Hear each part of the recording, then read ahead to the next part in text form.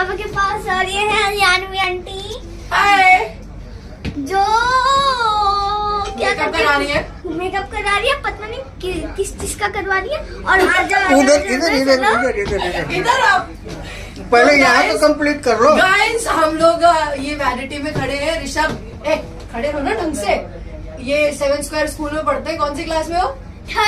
Third में पढ़ते हैं। इनको ब्लॉग्स बनाने का शौक है, तो इनका नया चैनल बनाया है इन्होंने, ऋषभ ब्लॉग्स 27। उसे सब्सक्राइब करिए, खूब सारा प्यार दीजिए और हमारे छोटे छोटे सुपरस्टार को खूब मतलब सुपर डुपर स्टार बना दीजिए। पापा कैमरामैन इंदर शाह ऑफिशियल को भी तो फॉलो हम करते हैं। लोग ऑफिशियल को भी फॉलो करिए आप।